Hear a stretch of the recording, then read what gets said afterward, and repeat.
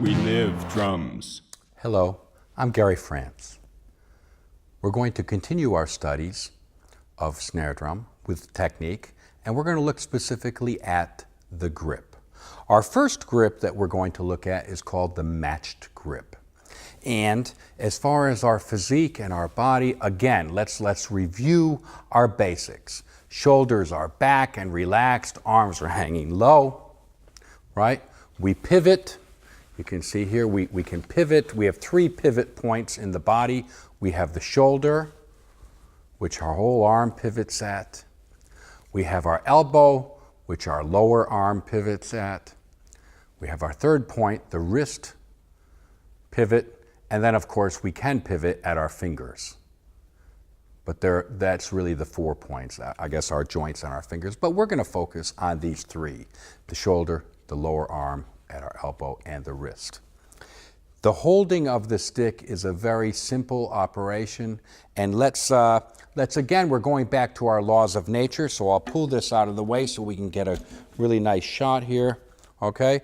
The holding of the stick, basically, I'm standing with my arms hanging low. You see I'm moving around here so we can get a good view, and I'm holding the stick really between what's going to be called a fulcrum, between the second finger and the thumb. The second finger and the thumb, I've grabbed it right here.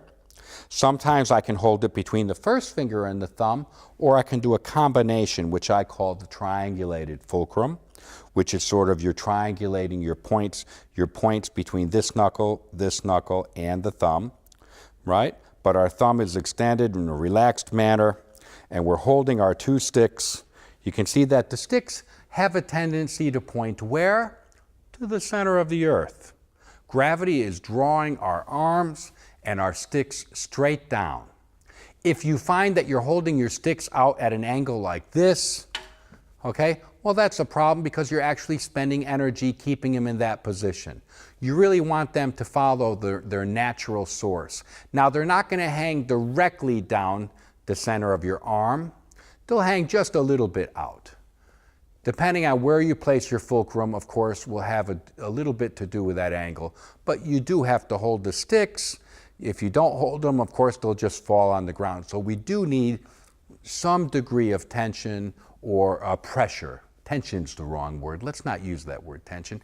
Just a degree of pressure that holds them from falling out of your hands, okay?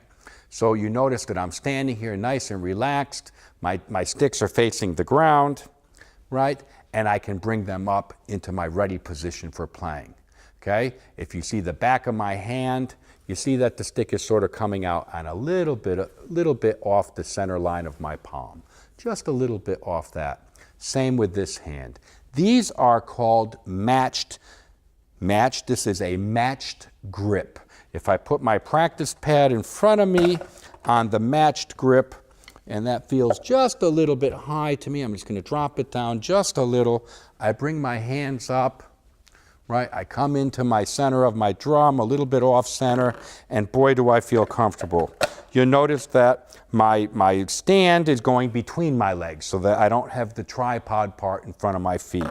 I have absolute mobility. I can play, and sticks nice, relaxed manner. That's it. Now let's really focus again on this fulcrum. You'll notice that when I grab the stick, if you look very closely in here, when I grab the stick, I have a little gap in here. You see that gap where I'm grabbing the stick? It's not collapsed like this. Often I see young players playing like this. This gap, why is it that we need the gap, you know? My students say, well, why, Gary, do I need the gap? I'm playing just fine with, you know, like this. Well, it's very clear, and I have a little exercise I'd like everybody to try with me. What we're going to do is we're going to take our hand, whether it's your right hand or your left hand, it doesn't matter, and we're just going to shake our wrist. Let's all try that. We're shaking our wrist, right? You notice how easy it is for that wrist to flop back and forward because I have an open hand. Like, hello, we're waving hello, right? It's nice and relaxed, easy wave. Now what I'd like you to do is to make a fist and squeeze it tight, Okay? So you're going to make a fist, and now try and flop your wrist. You know what? You can't do it. You can turn it this way, but you can feel the tension coming all through your carpal tunnel. All your muscles are tight, right? You try and flop your wrist, it doesn't happen. That's because when you lock your muscles, when these muscles get locked, especially when the thumb closes in here, all of your ligaments are locked in place, and it's for the start of creating a repetitive strain injury. Your control and your fulcrum must be completely relaxed, so we look for that gap. I have a little thing I'll show you today. Let me grab that. This is a little product. Now, I'm not an endorser for this product, so I don't want you to consider this like a commercial, right? But this is a product I saw, which I thought was really quite creative. This is called a Pinch Pal. And what this is for young players. You can slap this on your wrist. It just Velcros on your wrist like so. And for years, I've been using little aids like this to help young people play. But what you do is you put this little wedge in here in your fulcrum, and that it allows you to play without letting your fulcrum collapse, right? It's called the Pinch Pal.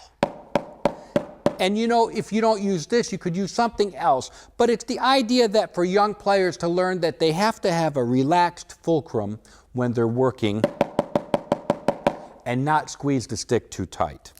Okay? So that, I think, is really important. It's important to get this concept of the fulcrum together, and that's our matched fulcrum. Now, let's look at the traditional grip. That will be the subject of our next little video. Thank you. We live drums.